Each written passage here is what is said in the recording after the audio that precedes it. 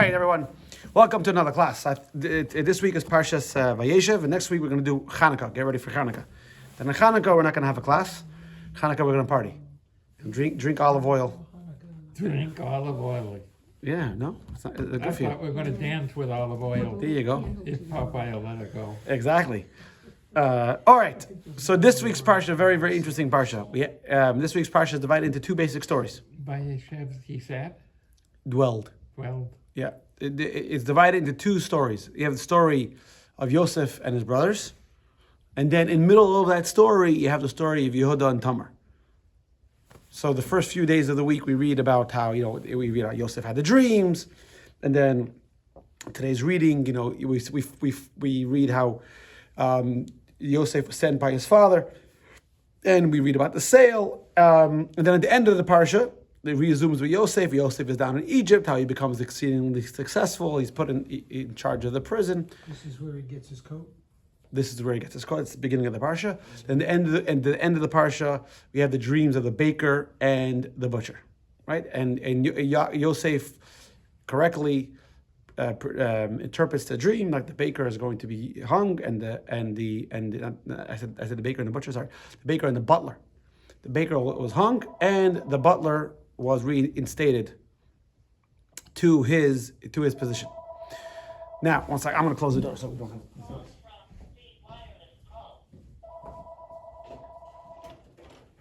Okay, so sorry. Back to regular schedule programming. In the middle of the parsha, we have the story of Yehuda and Tamar. Yehuda was Yosef's brother. Yehuda was the leader of the brothers, and so the plan was, just to get a little bit, and this isn't the subject for tonight's class, but it's important to go over it. Why did Yosef's brothers sell him? Why did the brothers sell Yosef? So the commentaries say it's because they saw him as a threat. Because if you look at the history of Genesis, there's always one brother chosen over the other brother. Cain over Abel. You have Abraham over, Haran wasn't really a competition. You have Shem and Yafes over Cham. We have obviously Yitzchak over Yishmael, Yaakov over Esav. So there's always one good brother and one bad brother. But in the case of Yaakov, there isn't one bad brother because all 12 brothers were righteous. And Yosef is strutting around saying, "You look at me, I'm going to be king. I'm so much better." So the brothers said, we're going to get rid of him, get rid of the competition. And there's a lot other explanations, but let's not get sidetracked. And we're going to show our father that we're worthy of carrying on monotheism and Torah and all that. The business, right? Exactly. Like the famous story with Goldberg's nails, right? With what? This famous joke with Goldberg's nails.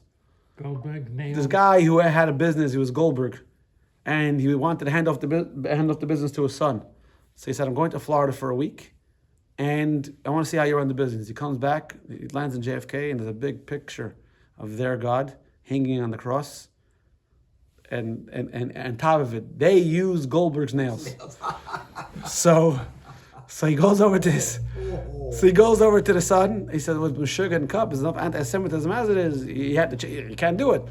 I'll give you one more chance." He goes. He comes back, and the Shmendrik is half hanging on the cross, half hanging. Says that's what happens when you don't use Goldberg's nails, right?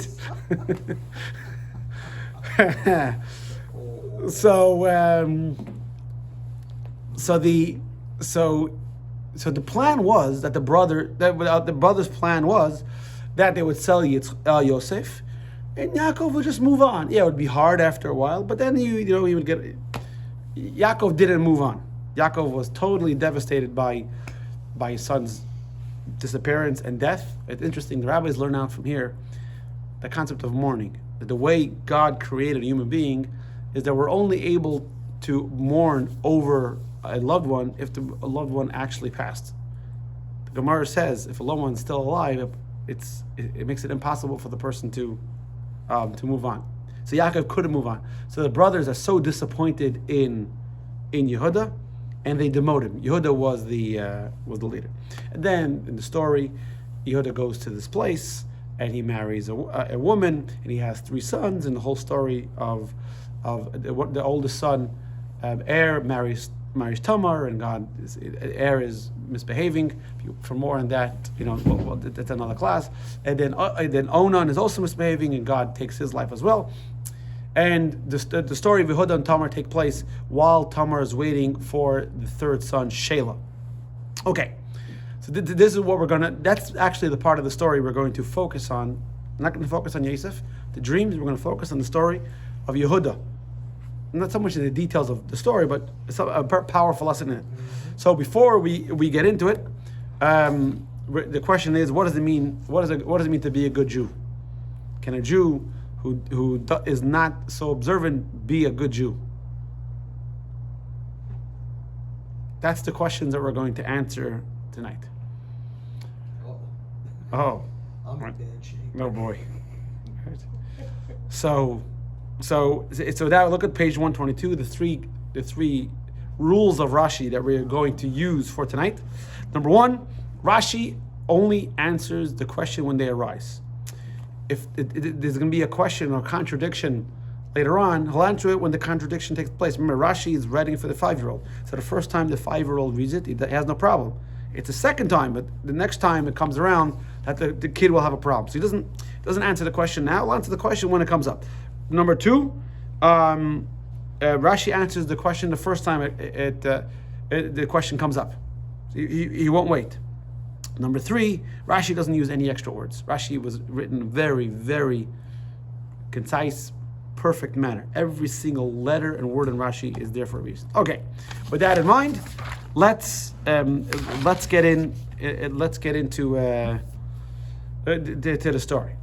So what happened was that Yehuda was asking his son. Er was the oldest one. Er died. He asks Onan to marry his daughter-in-law, Tamar. What's that called? In Hebrew, it's called Yibum. In English or in Latin, it's called levirate marriage. When the brother marries the sister-in-law when there's no children, and the child who's born will have the brother's name, and he will inherit the brother's plot and everything else. So Onan, by the way, he said, why should I impregnate Tamar and have a kid? There's nothing in it for me. So, and God said, no, that's not what I need you for. So after Er died, and after Onan died, Yehuda has one son left, Shelah. So he says, this Tamar, she must be putting something in the soup, because my boys keep dying. She's a terrible cook. So Yehuda doesn't want to tell Tamar, was it black widow? Isn't that what it's called, right? Mm-hmm. Yeah. Right. Yehuda doesn't want to tell Tamar you're a black widow. He said, praying man to see what you pre-man, right? So maybe she ripped the head off, right? Yehuda tells Tamar, Shelah's too young. You go home back to your parents, and when Shelah's old enough, I'll call you, right? Don't call me. I'll call you, right? That's kind of what happened. Now, during the interim, Yehuda's wife, I can't remember her name. Shua, it says here. Yehuda's wife Shua dies, and you see text number 1. Yehuda's wife Shua dies, and he mourns for her, and he's consoled, and then it says he goes. Remember that our forefathers mainly were shepherds. So it says that he ascended with his friend Hira, the Adulamite, to Timnah. Timnah is this place to oversee. Timnah. You've been to Timnah? Timnah is where Solomon mined his copper. Yeah, you're right. Yeah. So Timnah to oversee the sheep shears, and then in text number 13, Tamar was informed. Someone told Tamar, hey, Yehuda's wife died, and Yehuda's over it, and your father-in-law has ascended to Timnah to shear a sheep.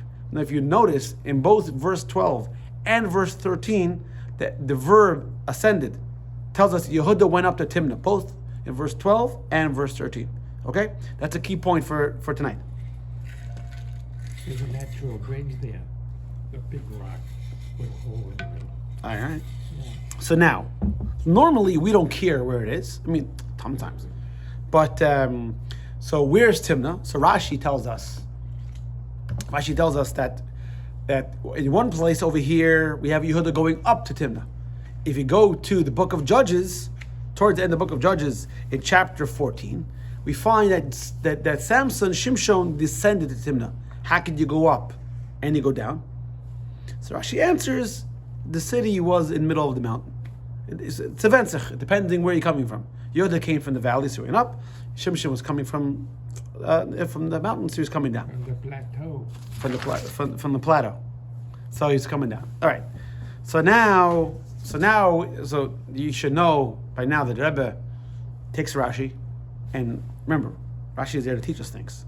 Rashi is not there to give us extra information. This isn't like 24-hour news that you had to do something to fill the time.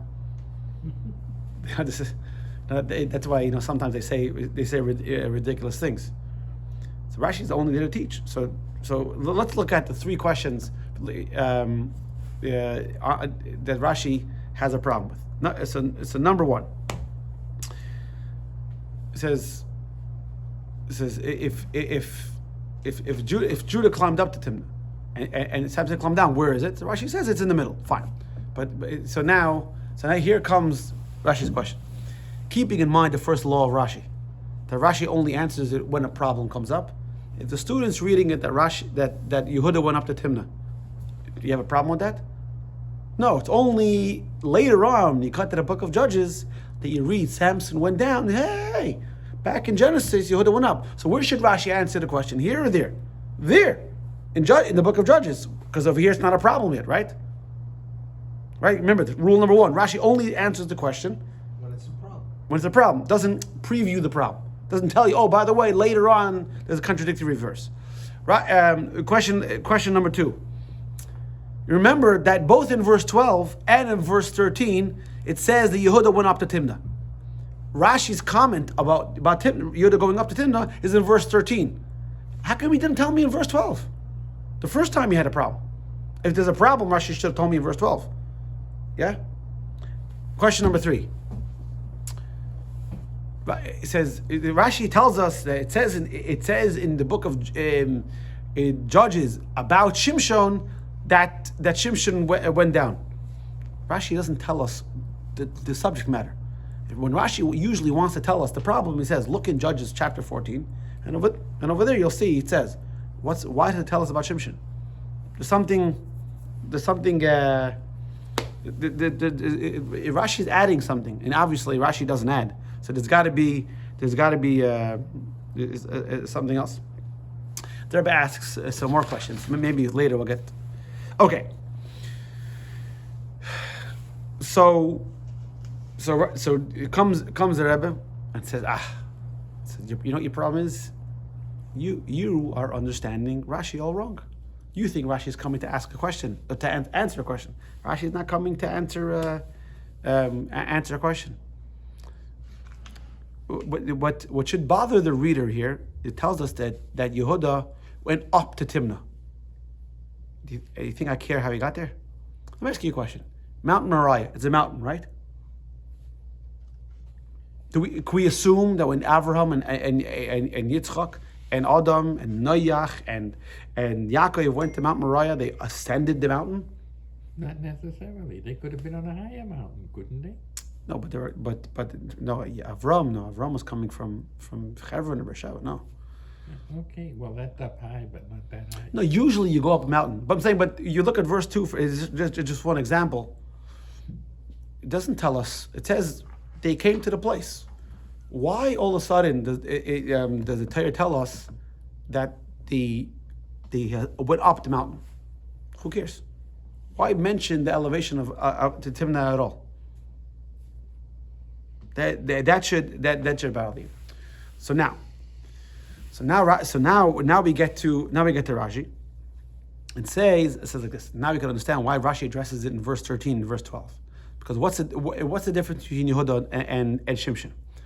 Yehuda, right, was at a low point, but then he turned over a new chapter, And after the result of him being with Tamar is he has twins, and these twins are rock stars. They're very righteous people. In fact, Mashiach is a David HaMelech, and Mashiach and Shlema are a result of this union, right? So when it says he went up to Timnah, if you look at verse 3, it says that after the whole story with the sale of Yosef, not verse 3, sorry, text 3, sorry. Look at text 3a. After the sale of Yosef, Yehuda went down from his brothers. Now, that doesn't mean he went down like to the first floor. It means he descended from his role of importance. Yehuda was the leader. And I think in note 3b, it says, why did he go down? This is text 125. Yeah, Rashi says, why did he go down? Because the brother says, it's your fault. Because you are the one that advised us. If you look at the story in today's reading, Yosef is coming to his brothers. So Shimon and Levi say, let's kill him. It was actually more Shimon. Shimon and Levi say, let's kill him. Reuven says, no, let's not kill him. Right? Reuven said, let's throw him in the pit. And the Torah says, why did Reuven say that? Because he was a nice guy. And Reuven said, the Torah says, because if Reuven would have said, let's not do anything, no one would have listened to him. Reuven said, let's throw him in a pit. And Reuven's plan was to take him out, to come back later. It says it clearly in the text. Whose idea was to sell it? Yehuda. So imagine Yehuda would have said, guys, no, we're not killing him, we're not selling him, bring him back home. The brothers would have listened. Think about it. Right? Reuven is the oldest. Then you have Shimon and Levi, then Yehuda. Right? So who were the big talkers? Well, Binyamin wasn't there. Yosef obviously doesn't get an opinion. Then you have the younger brothers or the sons of the maidservants. So who was the big voices at the boardroom? Reuven, Shimon, Levi, Yehuda. We know where Shimon and Levi stood. That's why Yaakov later separates Shimon and Levi together. Bad news. They wipe out Shechem. They want to kill Yosef. Shimon and Levi together are. It's like it's like plutonium and uranium. You know what I'm saying? Very nice, but don't mix them together, please. Right? The bad things happen. Salter and saltpeter. Yeah, there you go. That's a good one. So, Rather explosive. or where do you put that candy in the Diet Coke? Right? What's that one? No, it's what is Mentos, right? Mentos in the Diet Coke. Mentos and a Diet Coke. Yeah, Diet Coke. Okay. Anyway, so if we look at text 3b, the brother said to him, "It's your fault. It's your fault." So when it says text 3a that Yehuda went down, doesn't mean he physically descended. It means he went down from his brothers. So then what's verse? So Rashi doesn't have to tell you in verse 12 what it means that Yehuda went up, because you understood before he went down means allegorically. So now he went up. So now what's going on in verse 13? Why is he going up? So now verse 13 must be a physical ascent. And when the second verse, remember, both verse 12 and verse 13, which we quoted in text, what is it? 1a, 1b, which quoted Yehuda going up to Timnah. So one is allegorically, he was returning to prominence, importance, and the next one is he's going up. So now we now don't know what's going on in Timnah that is going up. So look at what verse 12 explains it.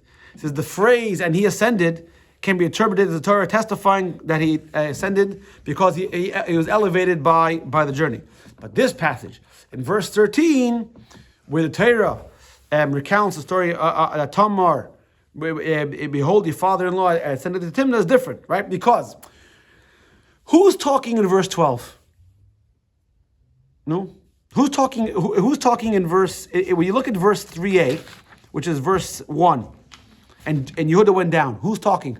Who's the narrator there? Who's telling us that he descended? God's telling you, right? And in verse 12, where he was restored, let's go back to verse 12, which is text 1a. Who's talking in verse 12? The narrator. God again. And days passed, and Judah's wife died, and Yehuda was consoled, and he went up. He was reinstated, right? So that tells you the inside. Now, who's talking in verse 13? And Tamar was informed. Behold, who's talking? Not God. someone else Yeah. is telling Tamar that Yehuda went to shear a sheep. Now, so that can't be that they were telling, oh, your father-in-law was at a low point, and now he's going to be at a high point. Because remember, they're telling Tamar, what happens? Let's go back to the story. What happens is that before the giving of the Torah, levirate marriage wasn't only for the brothers, it was also for the father-in-law. So Tamar said, Yehuda obviously doesn't want me to marry Shelah. So now the next role is Yehuda. So she wants to meet Yehuda in order to get married. So she has to know what Yehuda is. Now, do you think the people telling Tamar know that the result of this union, as a result, there's going to be a union, and as a result, they're going to have twins, and these twins are going to be righteous? No. What they're saying in verse 13, it obviously has to be a geographical information. Oh, by the way, your father-in-law is going to Timnah. Where's Timnah? Oh, he's going up to Timnah. So that's what, you go back to verse 4, that's what Reb David Pardo was saying. But this verse 13, where the Torah recounts that Tamar was told, behold, your father-in-law ascended to Timnah, is different. It cannot be said that the ordinary folk who informed her of Judah's journey used the term ascending, because Judah would eventually, that's the key word there, would eventually ascend as a result of this. So Rashi now proceeds to explain why the Torah made this exception, telling you went up to Timnah, because Tamar wanted to head Yehuda off. In the story, she sits on the road and she waits for Yehuda to come. Now, how's Tamar going to know where where to sit? So that's what Rashi tells you. How did Yehuda know? How did Tamar know? Because Timnah is on the slope of a mountain, and she knew he would have to come up the mountain. So she sent there. So now we can understand why Rashi is explaining to us that Timnah is on the slope, and Yehuda was going up. So now very good. That answers the question why Rashi didn't say in 12, because 12, it was about his personality, his spiritual stature. 13 was about information that Tamar needed to know. So that's why he answers it in 13. Now, we still have a third question. Why Rashi brought in Shimshon over here, and Shimshon went down? Why is that? Why is that irrelevant? I mean, we know that what happened as a result of Shimshon. Remember the story of Shimshon? Shimshon's parents begged him, don't go to Gaza. Gaza back then was a problem also, right? And because Shimshon, just to give, I know this is off topic, but Shimshon's whole strategy was he understood the Jewish people weren't at a state where they merited God's outright salvation. So Shimshon's plan was to get the Philistines to think that everything he's doing was a personal vendetta. He didn't want the Philistines to attack the Jewish people. He didn't want the Philistines to see him as an agent, protecting the Jewish people. He wanted them to see him as a Meshugana, a crazy person who happened to be Jewish. So we're not going to attack the Jewish people because of one Meshugana. That was his whole play.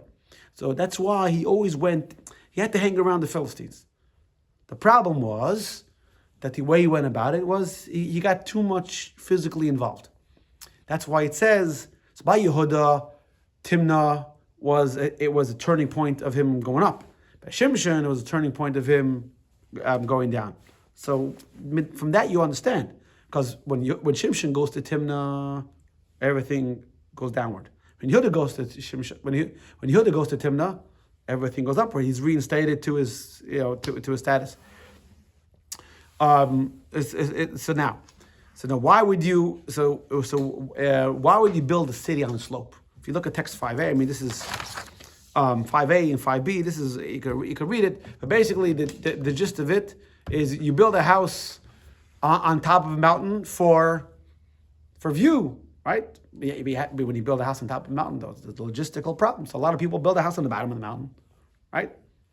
In the bottom of the mountain, you also have to be careful because you have landslides, especially in California, right? Mm-hmm. Right. But one place you don't build a house in the middle of the mountain. I mean, now we have technology. You have San Francisco. You can everyone been to San Francisco? Long time. Yeah. I drove through it half asleep. But what's the significance? Why would you build a city on a slope? It doesn't seem. It doesn't seem to make to make sense. So that's why the Maharsha, if you look at text number 6, and says really Timnah wasn't in middle of the mountain. Really Timnah was on top of the mountain. Just so Yehuda ascended to it literally, right? Just geographically, and Shimshon, although he geographically literally ascended, but it was because of his descent that it says that. So now, so now the problem with Rashi has with that is that he doesn't like that, because if you look in the book of Judges, it says there multiple times that Shimshon descended. And let's say that descent is a spiritual descent. You think the Torah is going to sit there and knock Shimshon? He's a bad guy, he's a bad guy, he's a sinner, he's a sinner, he's a sinner. Just once is enough. By the way, Shimshon gets a bad rap, you should know. I once heard a Jewish historian said, many of the people in the Torah that get a bad rap, you look in the Talmud, they're actually not as bad as you think they are. Some of the people in the Torah, you think they're so good, right? Shimshon, you look at the Torah, he seems like a uncontrollable maniac, right? But the truth is, Shimshon was a very big tzaddik. It's very hard for us to understand because the way he went about it was a very, very different way. But that's why Yaakov called Dan. Shimshon came from the tribe of Dan. A snake, the slithers, right? He sneaks. It was different. It wasn't full frontal warfare like Yehuda. Yehuda went and conquered. It wasn't done away. So it doesn't make sense that you remember Yehuda was one of the judges, one of the tzaddikim mentioned. Was one of the teachers that says he judged the Jewish people for 20 years, and his effect on the Jewish people was so great. It's as if he judged the people for 40 years, although he was only the leader for 20 years. So you think the Torah would continuously deride him and speak negatively of him? So obviously, Rashi doesn't accept what it says in text 6 that Timnah was on the top of the mountain, and that when Shimshon went to Timnah, it was just a spiritual descent. Rashi doesn't accept that, because that would mean the Torah was constantly speaking negatively about Shimshon. He says that's not. That's not what it is. So Rashi says, first of all, so if you look at text 7a, first of all, you got to know that there are other cities built on the slope. Now, why would you build a city on the slope? So you look at text 7b. So the Rebbe says it's because if you have a city at the top of the mountain, and you have a city in the bottom of the mountain, and you want to do business with both, where do you build your city? In the middle of the mountain. If you ever have the opportunity to go to Australia, so you have one major city is Melbourne, and one major city is Sydney. Which one's the capital? Neither, because they couldn't make up. So they decided they're going to make a new city called Canberra. Canberra is the capital of Australia. Where is it? Middle of nowhere. Yeah. In the middle. I don't know, it's not exactly in the middle, but yeah, it's in between. Well, it's like Brazil. The capital of Brazil is Brasilia, and it's like in the middle of the forest. Well, the whole Brazil is the jungle. Yeah. Yeah, but Yeah. the major population centers Up. are. Yeah, but look at La Paz. It's way up on top of the mountain. Yeah. Yeah, that's true. So Rashi says it's not such a problem that the city's in middle of the mountain, because the Rebbe says that would actually be a economical benefit. So if you look at the screen, so you have answer number 1. Rashi introduced the passage to the student, why not to raise a question about it, but to answer about this passage. He used it to prove that Timnah was on a slope, which is why Thomas' friend mentioned Yehuda was climbing. Now, Rashi waited until verse 13 to address it, because in verse 12 it was God speaking, and then verse 13 it's people speaking. Okay, let's get behind the. All right. One second. So Rashi's point, answer number 3, as you see on the screen, was not the passage was written about Shimshon. That's clear from the text. Rashi's point that the repeated mentions of Shimshon to show that it was a literal descent, proving that Timnah was on a slope. Okay, as proven from to prove that Timnah may have been a trading post. Okay, so now all the questions are answered, right? Rashi didn't have any extra words, right? Timnah's on a post. We know why it's in question 13. It wasn't answering the question. Now let's get to the lesson. This is very nice. We came to Shul on a Monday. We learned that Rashi knows exactly what he was talking about in Yehuda elevation, right? All that's very nice, but you walk away. This in the Chabad style. The Rebbe, every single time there has to be Hayirah. Hayirah means a lesson for life. Just to come and hear the Rebbe talk. I mean, it's nice, but that wasn't the Rebbe style. The Rebbe wasn't into just coming and hearing me talk. Actually, I heard yesterday was the Rebbe's anniversary, and I heard the Rebbe say that because of his marriage to the previous Rebbe's daughter, he was pulled into public service, and for the Rebbe it was very difficult because he was a very private person, and he once told somebody every time he has to go speak in public, it bothers him, and you think the Rebbe always spoke in public, right? You would think he'd used to it, but the Rebbe hated it. Hated, a strong word. But he felt it was his duty, but not because he wanted it. But when he spoke, he said there has to be a tayelis, there has to be a purpose. So let's go. So let's go into the meat of the matter. So there's a very famous passage. We say it on Sundays. We say it on Rosh Hashanah and Yom Kippur after Ma'ariv. It says, "Who is going to climb the mountain of Hashem? Who will arise to his holy place?" Now, obviously, we're not talking about a literal mountain, right? We don't. In fact, we don't even know what Mount Sinai is, right? Okay. I'm saying the Christians think they know. They built a monastery over there. They're convinced they know, but we don't. We don't know. It's interesting. Everything they seem to know. What We if don't we know. did know? No, we could know. It's not, but it's not. It's not important. It's not important because Chassidus explains the whole idea is that the Torah should come down here. We should come down the mountain. We should make the world a godly place, not to run up the mountain. So I mean, people did know. We find that Eliyahu Navi went back to Har Sinai when the Jewish people are misbehaving. He goes back to Har Sinai and he tells God, "Why that mountain?" And he had to run away. Achav was killing all the prophets and all the righteous people. He ran back. He ran to Mount Sinai and said, "God, your people neglected. They forsake your covenant. They're no good.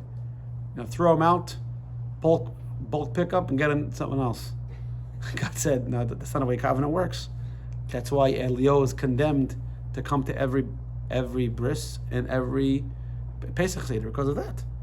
Because he said, "Oh, you think the Jewish people have forsaken the covenant? All right, you're going to be there to testify that they haven't." That's why. So the condemned is a strong word, but yeah, that's kind of a sentence. So, but after that, we don't really. I think they knew. They knew for a long time, but we don't really. It's not important to us. Let's say you know where it is. The mountain is not holy. That's clearly stated in the Torah. That after the shofar blast, the mountain is not holy. Anyone can go up. During the giving of the Torah, the mountain was holy.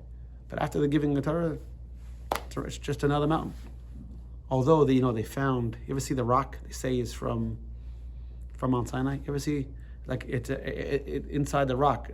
It looks like a picture of a bush, and no matter how many times you crack the rock, inside you always see a picture of the bush. You never seen it? All right. Some people said they claim it's Mount Sinai. The problem is, the truth of the matter is, I know this is off the subject, and I don't know. The truth of the matter is, it shouldn't be that hard to find the mountain. There's not that many mountains that could be Mount Sinai. You're talking about you need a place, it's a mountain, and then you need a place. It can't be like a hilly place. It was 2 million people had to camp, and they built a Mishkan. It's a massive area. So how many places in the Egypt, Saudi Arabia area is like a plateau, as a plateau, and an open area. There's actually a guy who has a whole theory exactly where Mount Sinai is, based on this idea of just pure. You saw something on YouTube. There's a mountain in that area, with a rock that's split in there. And someone, that's the rock that Moses split. I don't know what it's absolute shtus. The rock that Moshe split went with them, traveled with them. And those are the waters that he actually Yeah, split. exactly. Hey, good evening. It's like when people go on the tours, and the tour guide tells them, Samuel's buried here. You go back next time, Samuel's buried there, and he said, how could that be? Oh, that's Samuel 1, that's Samuel 2, right? So a lot of the stuff is absolute nonsense. Anyway, so what does it mean? So it says that Moshe went up on the mountain by the giving of the Torah, and God came down. God actually descended the mountain. Moses went up. So what's it's talking about? So text 10b. The Rebbe is explaining. Sorry, not the Rebbe. Sorry, this is there's a tie. I saw Rabbi Nachum. This is the Rakanti. This is the old biblical commentary, and he says. It says it doesn't refer to an actual climb, only that Moshe was elevated, because he had a human being that was elevated to such a high state that he was able to receive this divine inspiration, and God, so to speak, came down. And that's what King David means when he says in 8a in Psalm 24, you're gonna go down. That means a person has to work on himself to climb. You got to work on yourself. A person is a work in progress, right? You know what the problem with dieting is? You always have to diet. I once heard an athlete, I think it was an athlete or performer, who likes to nash. He says, I eat that donut, I'm not sure if it was donut, whatever it is. I shouldn't use donut because Hanukkah's coming up. Right? Says that's 100 push-ups. Every donut, it's 100 push-ups. There's no such thing as being static. Either you're eating healthy or you're not. Either you're getting better or you're not. Either you're climbing or you're slipping. There is no in between. Look at the Rebbe says in text 9.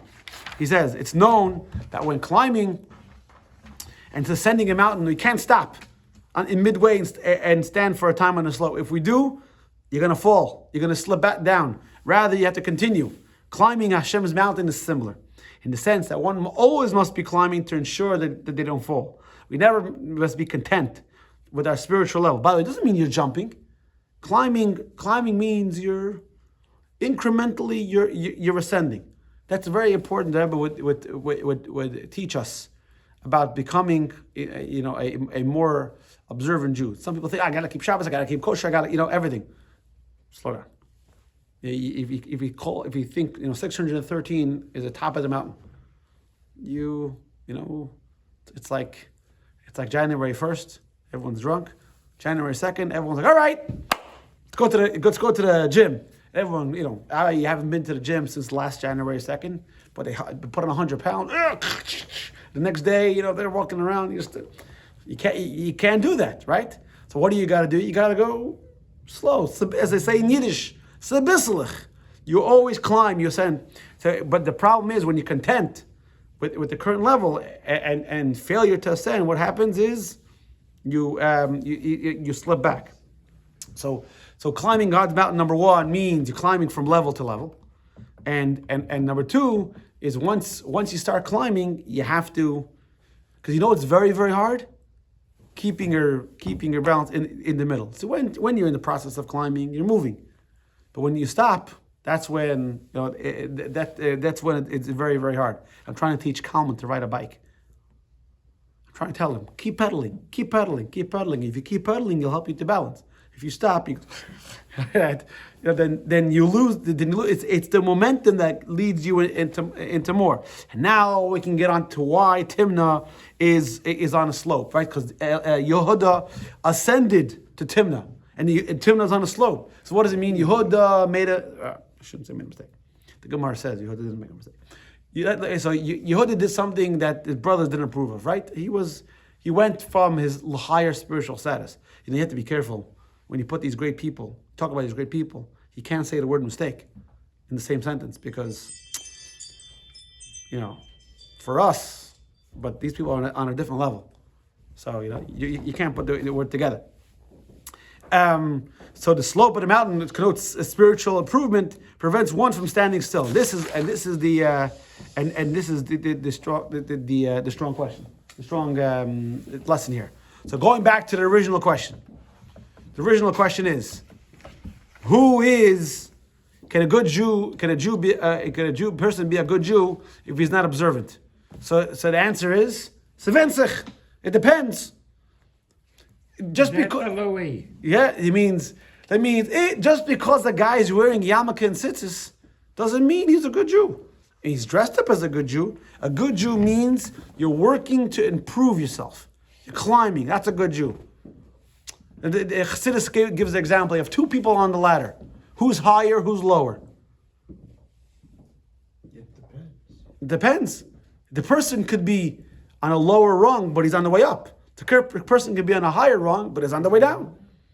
So that's what it is.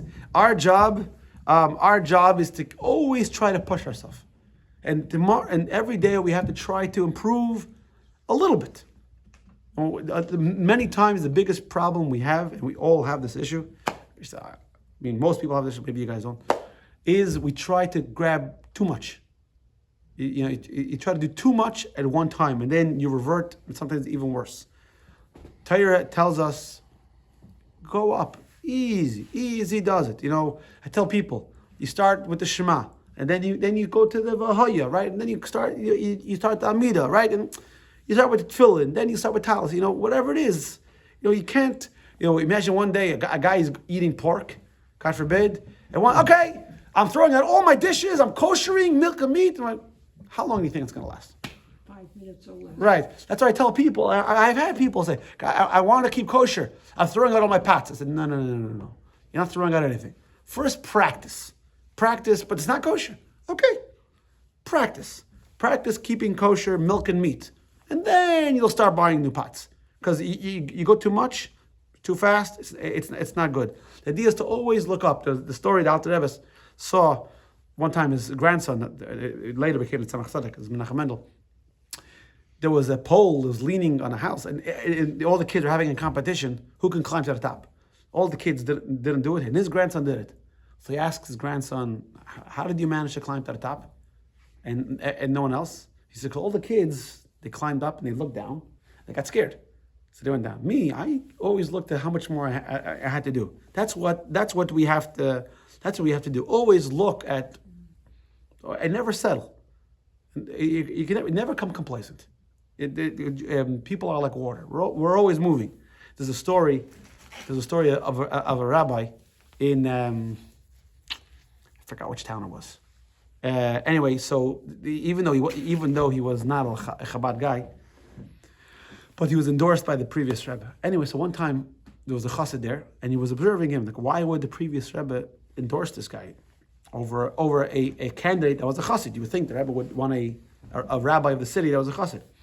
So he witnessed a guy came to him who was not very religious, but he said the Soviets were forcing him to work on Shabbos. What should he do? And the rabbi showed him and helped him to be able to show up to work and not have to violate Shabbos. Right? So this way he can keep the strong feeling of Shabbos. Then the chassid saw another guy came from a religious background, observant background, and had a similar problem.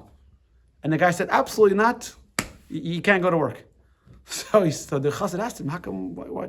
Because this guy is working on becoming better, stronger. So you have to understand your customer. The other guy was just looking to loophole, right? So it's not about how you look. It's not about how you dress. Nachmanides coined the phrase, a person could be a Torah observant degenerate. A manuvel ben Torah. Just because you're wearing a long black coat and you sit this out and you have long payas, doesn't mean you're a better Jew. Hopefully you should act that way. You can have a person that's learning and is a better Jew. Being a better Jew, a good Jew, it's not a state. It's not a status.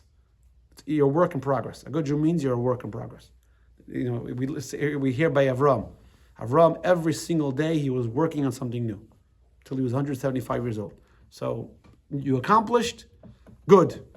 Now is always there's always more to accomplish. And Judaism is a constant ascent. And what's Mashiach waiting for? Mashiach is waiting for us to do it all the way. All right, key points. Number one, there are many reasons to live at the top of the mountain. Chief among them is security. Many difficulties being at the bottom. That includes what living at the bottom offers many benefits. The hardest place is to live in the middle. So one reason to live in the middle is have a trading post. But living on the slope is a metaphor for Judaism. That's why it says Yehuda went up to Timnah on the slope. The Jewish practice is like climbing God's mountain. Once we start to climb, you always have to keep climbing. There's actually a song Avraham freed. It's actually the words are in the appendix. If you want, I'll send the Spotify link. I'll post it on the YouTube. I went to what they put in here, and it says can't find the page. Yes, I'll post the Spotify and the YouTube link. It's a very good. You always have to keep climbing. You stop mid climb, then that's when you fall. You always have to see ourselves or on the slope. Always. That's it, to end off what it says in Pirkei Avos. You know when you can believe in yourself, on the day of your passing. Right? All right, everyone. Have a good week.